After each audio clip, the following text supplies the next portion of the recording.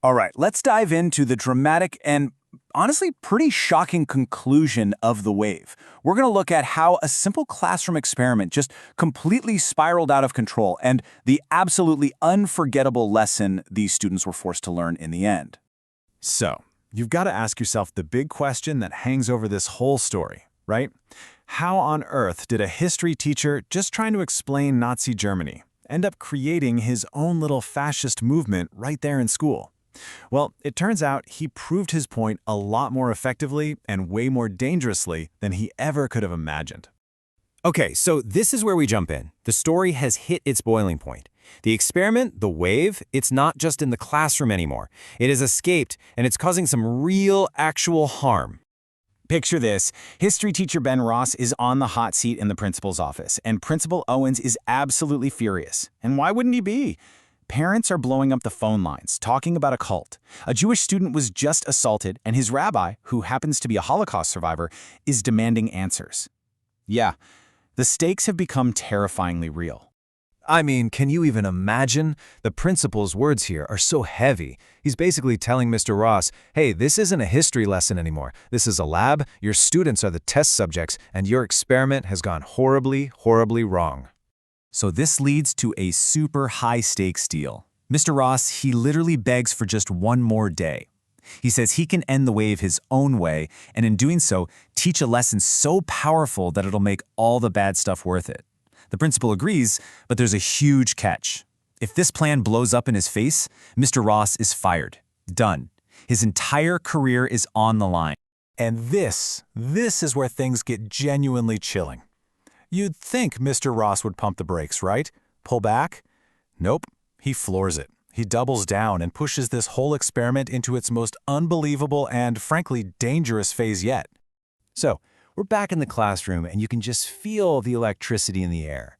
Mr. Ross gets up and tells his students that what they've been a part of, it's way bigger than just some school project.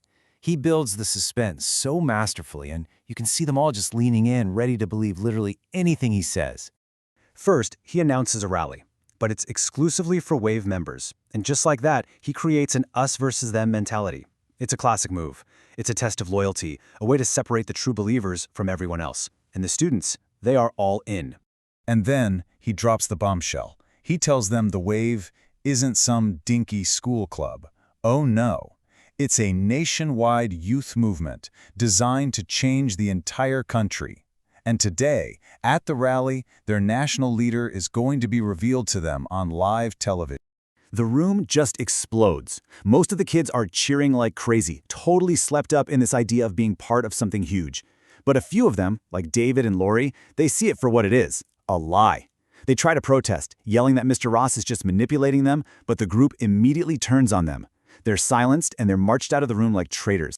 And all of this leads to the moment the entire story has been building towards.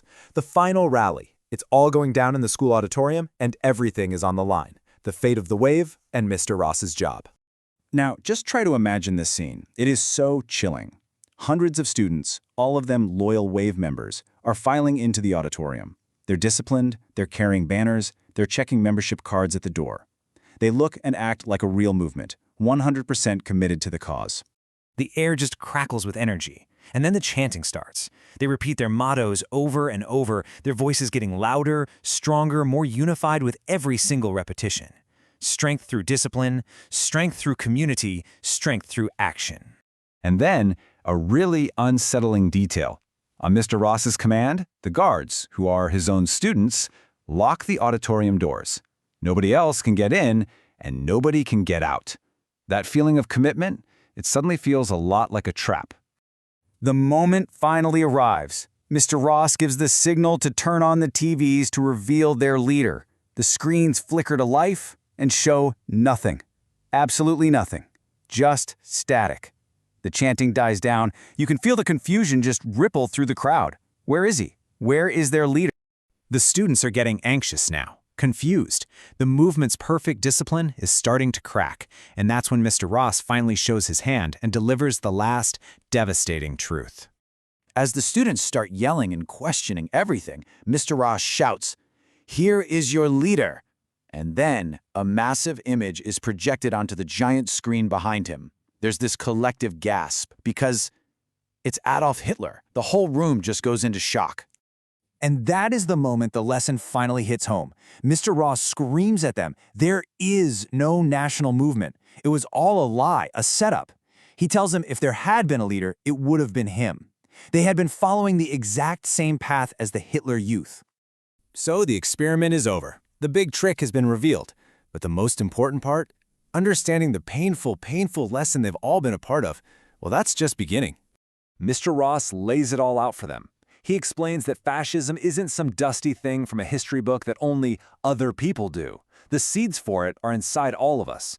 He tells them, you willingly traded your freedom, your individuality, just for the feeling of being special, of being superior. The message is brutal, but it's crystal clear. They have to take responsibility for what they did and swear to never, ever let a group's power take away their individual rights again. And the impact is just staggering. The students are completely stunned. Some are crying, they're all ashamed. They just slowly get up and file out of the auditorium. And as they leave, the floor gets covered with all their discarded banners and membership cards, the symbols of a movement that is now totally dead. But not everyone leaves.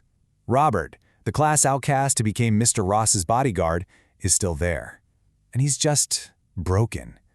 See, for him, the wave was everything. It gave him a place. It gave him respect. It made him feel equal.